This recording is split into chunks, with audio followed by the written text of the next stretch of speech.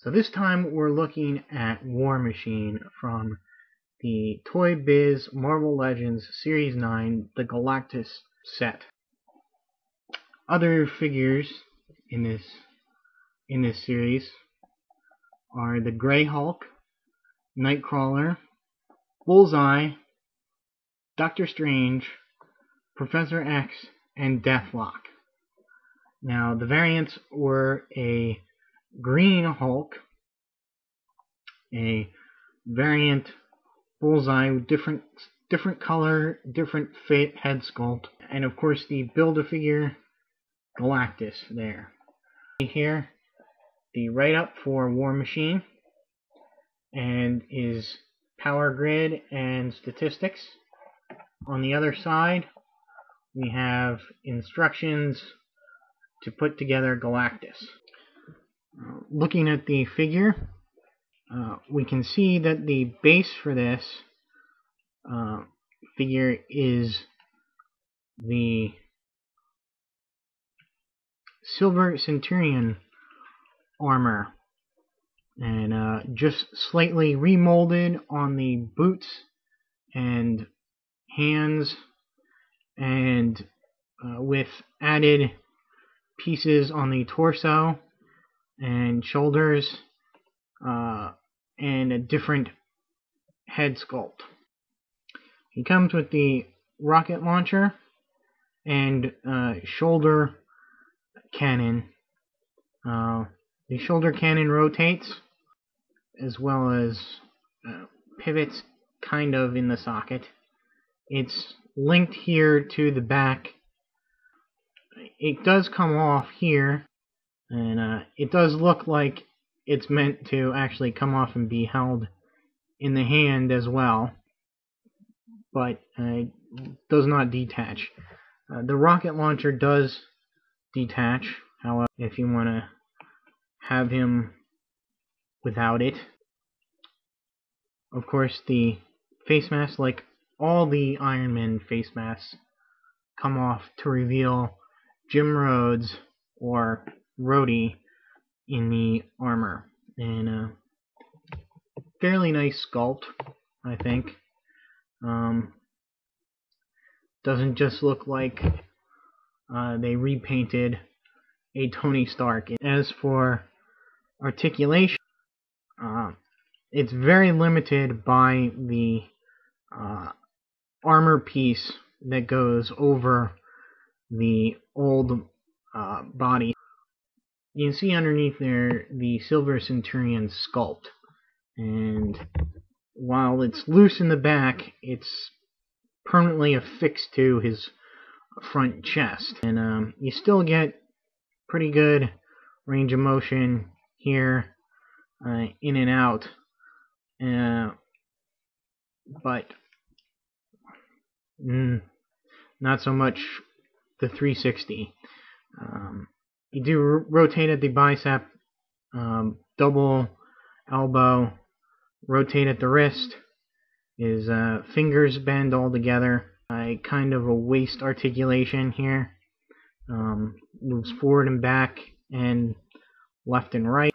Doesn't really rotate that much. Legs go in and out, forward and back. They go forward and back very well, but in and out, the silver paint here is stuck together, so I don't want to force his legs. The same happens with the upper thigh joints to a lesser extent. Same with the double jointed knees. Rotates a little bit at the boots there. Bends at the ankle, pivots at the ankle, bends at the toe, and some nice design work there. For accessories, he has lots of plugins for his weapons systems. So you can have, for instance, a missile launch. You have his Gatling gun cannon fire, and Although he came with 2 of these, I can only find one at present time. And they represent a repulsor blast. And you can plug those into his hands. There is a little hole there. I'm not too certain, but I believe these also came with them to represent his jet boots. Plug it into the bottom of his boots there, and he can have him flying. And he also came with one of these stands, and you could, funny enough, you could plug it into right there. So there's your fully loaded War Machine, armed to the teeth, flying, ready to take on everything. War Machine is James Rupert Rhodes, who was a lieutenant in the U.S. Marine Corps and a pilot who is, while shot down in the original stories, it was shot down over Vietnam. Now it's been updated to Afghanistan. And he encounters Tony Stark, who's just escaped from terrorists using the first Iron Man suit. And they aid each other while returning to the American lines.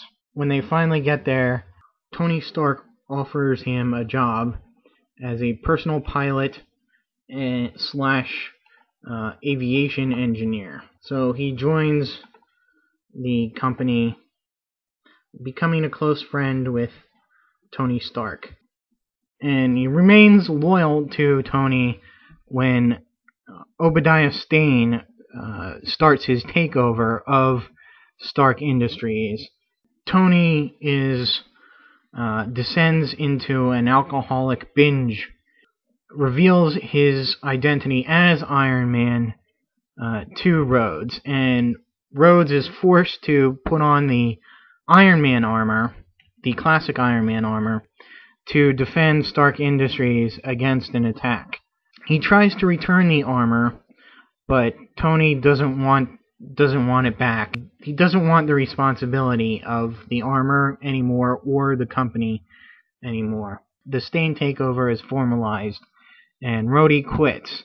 He scuttles all the other Iron Man armors, leaving just the classic armor and taking that with him. And he becomes a mercenary slash personal security advisor, taking jobs to pay for the upkeep of the armor and to form a new company.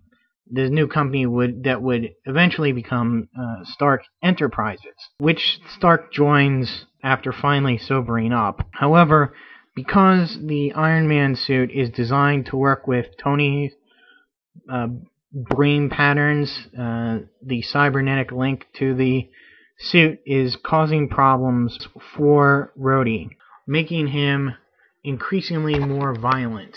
And Tony is forced to make a suit out of spare parts to calm Rhodey down. But unfortunately, is caught in an attack by Edwin Cord, who bombs the new company. His leg is broken, so he's put out of commission for a while. Meanwhile, Stark builds a brand new suit and resumes being Iron Man, and that suit is the now what's referred to as the Silver Centurion suit. Rhodey continues to don the Iron Man armor, but really only in emergencies. The War Machine suit is actually a Iron Man suit that was created by Tony, called the Variable Threat Response suit. He builds it especially for combat. When Tony Stark dies, one of the many times that he dies, he leaves Rhodes in charge of Stark Enterprises as CEO and leaves a version of the variable threat response suit specially made for Rhodes. He becomes Iron Man.